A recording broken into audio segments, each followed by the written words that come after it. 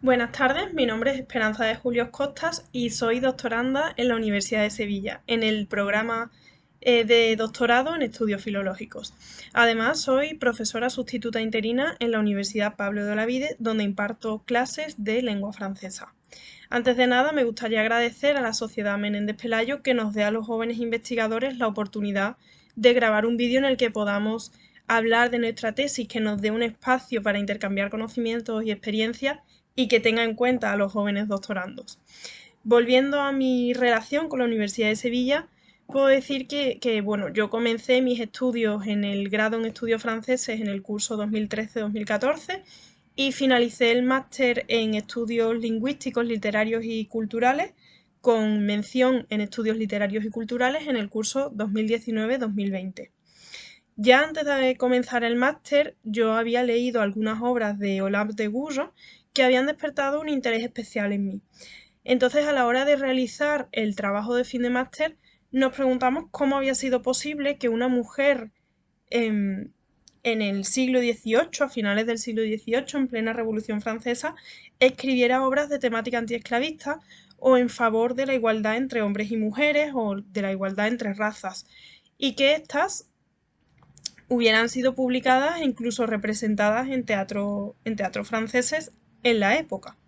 En aquel trabajo nos centramos entonces en dos obras de teatro, L'Esclavage de Noir ou Le Naufrage, cuya última versión data de 1792 y que constituye su pieza más polémica, y La Nécessité du Divorce, que data de 1790.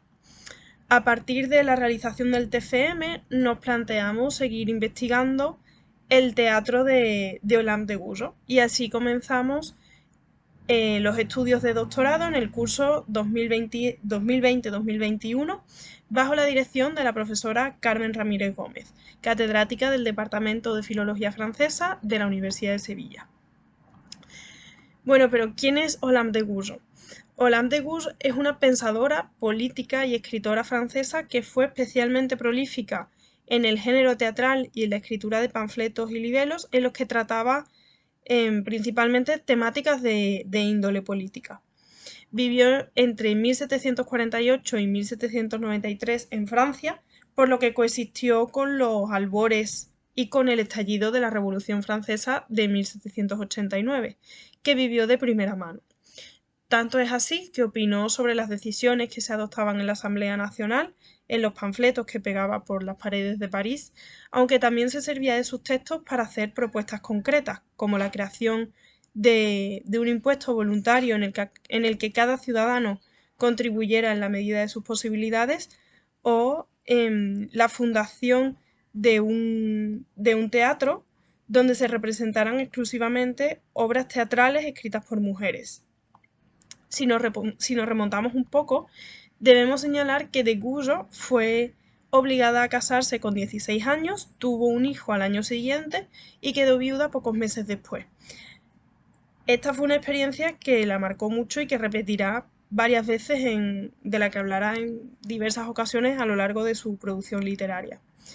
Años más tarde se trasladó a París, donde comenzó a frecuentar los ambientes ilustrados, y en la década de 1780 empezó a escribir, y a partir de ese momento la autora se expuso a todo tipo de críticas, puesto que se alejó del ámbito privado en el que deberían permanecer las mujeres de la época para adentrarse en la esfera pública, que seguía estando reservada a los hombres.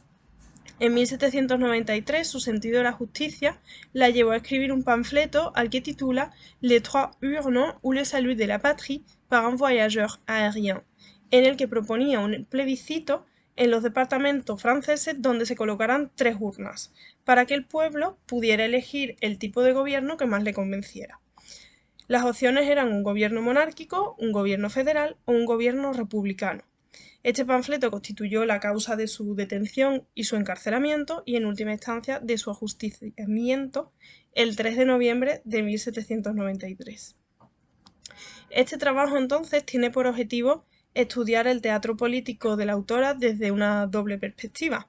Por una parte, desde el plano filosófico-político y por otra, tendremos en cuenta la perspectiva literaria. Con ello nos marcamos tres objetivos secundarios. En primer lugar, señalar el carácter original de las obras de Olympe de Gouges, puesto que en este teatro político del siglo XVIII, escrito por una mujer, se combinan tres problemáticas que deben ser analizadas. El teatro político en sí mismo, por un lado, el teatro escrito por mujeres, por otro, y el teatro escrito por mujeres en el periodo de la Revolución, finalmente. En un segundo momento analizaremos y reivindicaremos la importancia de la figura de Olympe de Gouges, una mujer que fue fiel a sus principios a sabiendas de que esto podía tener consecuencias terribles, como sucedió.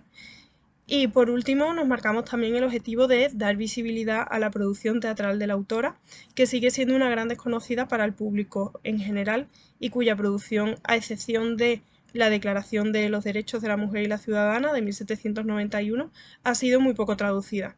Si bien es cierto que desde 2020 se han publicado varios volúmenes con traducciones de textos políticos de Olympe de Gouges.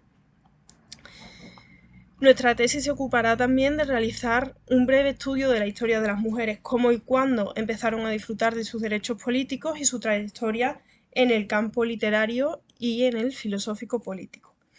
Para lograr nuestros objetivos nos serviremos de una metodología interdisciplinar que abarca la crítica literaria y la crítica de género en el análisis de los textos, pero también la crítica histórica, puesto que dicho análisis va acompañado de una sección en la que se profundiza en el contexto literario y filosófico político de la época, así como en la biografía de la autora, para la cual utilizaremos el método biográfico.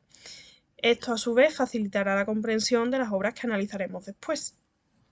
No obstante, nuestra tesis se encuentra en un estado preparatorio aún. Estoy matriculada en régimen de tiempo parcial con el fin de poder compaginar la investigación con la docencia.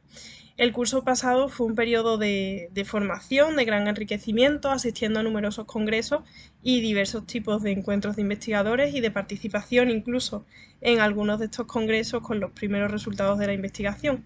Y este curso también lo estamos dedicando a la formación, aunque en menor medida, ya que estamos trabajando en un índice detallado del trabajo que nos permita en los próximos meses empezar a redactar los primeros capítulos.